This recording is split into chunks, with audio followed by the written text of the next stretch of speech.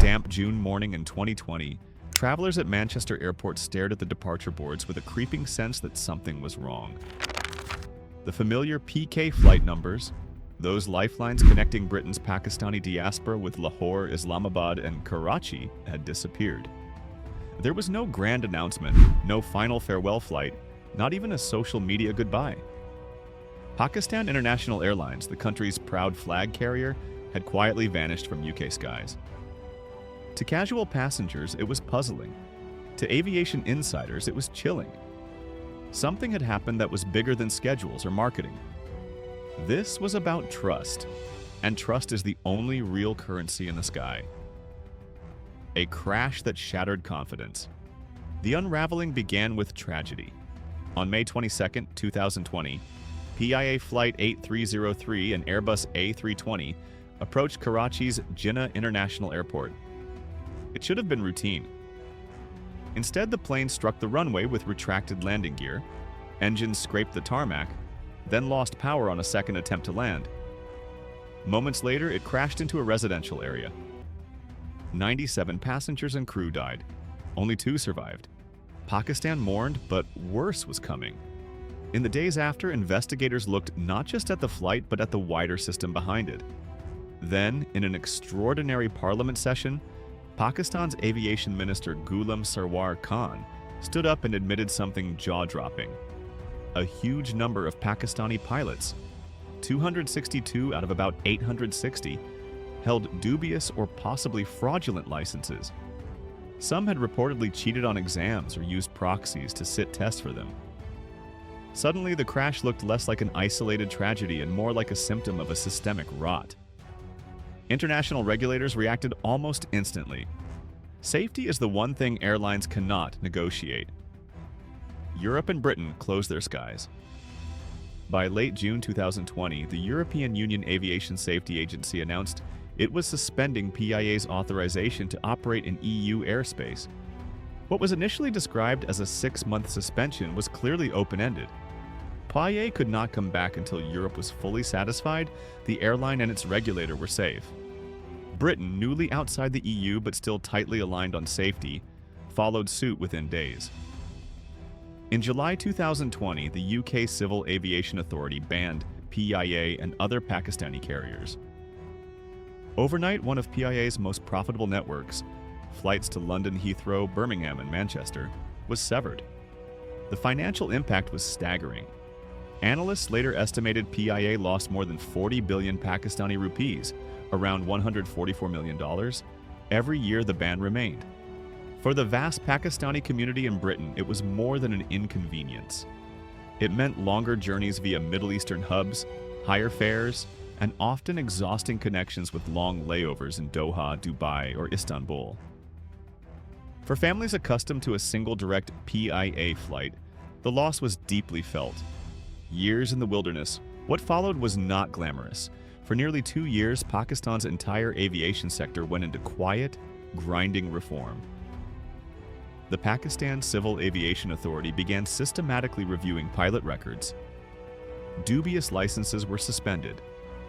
The regulator revamped testing, separated oversight from airline management, and installed stricter compliance systems. Training standards were rewritten. Safety management systems were rebuilt almost from scratch. International watchdogs kept watch. The International Civil Aviation Organization, the UN body for air safety, had flagged Pakistan with a significant safety concern. That label was humiliating. It essentially told the world, this regulator can't be trusted. Pakistan's engineers and bureaucrats worked to remove it, step by painstaking step. In January 2022, International Civil Aviation Organization finally lifted that red flag. It was a symbolic moment. The country's aviation oversight had climbed back into acceptable global standards. But symbolic didn't mean operational. The bans remained. ESA and the UK CAA wanted proof in action, not just on paper. And PIA itself faced its own internal turbulence. Debt, aging planes, political interference, and now the looming prospect of privatization. Executives scrambled for revenue via wet lease deals and code shares, but nothing replaced the prestige and profitability of a PIA tail fin at Heathrow. A flicker of hope. The first true crack in the wall came in late 2024. After 4 years of exile, the European Union Aviation Safety Agency announced it was lifting its ban on PIA. The decision, reported on November 29th to 30th, 2024, acknowledged that Pakistan's regulator had implemented credible reforms and that confidence was restored to an acceptable level. For PIA, it was like breathing again after years underwater. Within weeks, the airline announced it would resume flights to the continent. In January 2025, a symbolic Islamabad-Paris flight took off, fully booked and laden with emotion. Passengers clapped on landing. For many, this was more than a flight. It was a statement that Pakistan's aviation could recover. Yet even as Europe's skies reopened, Britain's remained closed. The UK Civil Aviation Authority was slower, more methodical. Its inspectors wanted data sets, audit trails, safety performance records. In London's aviation offices, the question wasn't sentiment, it was cold risk management. Could they trust this airline again? Britain's gate finally opens. The breakthrough came in the summer of 2025. After months of technical reviews and consultations, the UK government announced in July that it would lift its 5-year ban on Pakistani airlines. The decision wasn't a sudden about-face. It was the endpoint of long technical engagement between regulators. For PIA, this was the green light it had been waiting for. The airline quickly filed to restart routes, planning a phased return. First Manchester, then Birmingham and London Heathrow. British Pakistani families began planning autumn trips without the dreaded multi-stop odyssey. Travel agents reported immediate demand. The timing also intersected with PIA's corporate overhaul. Pakistan's government had been pushing for privatization as part of wider economic reforms and an IMF program. The ability to advertise renewed UK and European access instantly made the airline more attractive to potential buyers and investors. A flag carrier without London is like a band without its biggest stage. The cost of redemption. Even with the bans lifted, the scars remain. PIA spent half a decade losing hundreds of millions of dollars and much of its global reputation. Competitors, and especially Middle Eastern giants like Emirates, Qatar Airways, and Turkish Airlines, entrenched themselves on Pakistan-UK routes, offering modern fleets, polished service, and deep pockets. Now PIA returns to a battlefield far tougher than the one it left. But there is also goodwill. The UK Pakistani diaspora, one of the largest South Asian communities in Britain, has an emotional bond with PIA.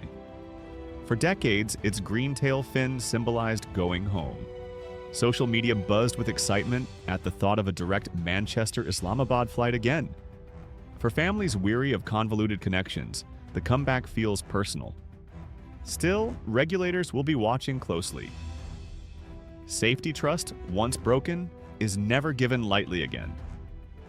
The Civil Aviation Authority audits and European Union aviation reviews are not one-off events. They are part of continuous monitoring. Any missteps could trigger renewed restrictions. The world is giving PIA a second chance, but only one. Behind the curtain of mystery. Looking back, the mystery of PIA's disappearance isn't as inexplicable as it felt in 2020. The chain of events now reads like a detective novel with grim clues. First clue, the PK-8303 crash. Second, a minister admitting that hundreds of pilots may have cheated their way to licenses. Third, regulators faced with that revelation, pulling emergency brakes to protect passengers. Then comes the long, off-stage grind. Audits, safety reforms, regulator rebuilding, ICAO lifting its warning, and finally Europe's and Britain's bans coming off after nearly 5 years. It is a cautionary tale about aviation's unforgiving safety culture. Airlines can survive bad press and even financial crises, but they cannot survive doubt about their pilots or regulators. Once that seed is planted, you are grounded until you prove, beyond rhetoric, that you've rebuilt the system. And that's the incredible rise, fall, and return of Pakistan International Airlines to the UK skies. If you enjoyed this deep dive into one of aviation's most dramatic comeback stories, hit that like and subscribe. Until next time, keep your seatbelts fastened and your curiosity at cruising altitude.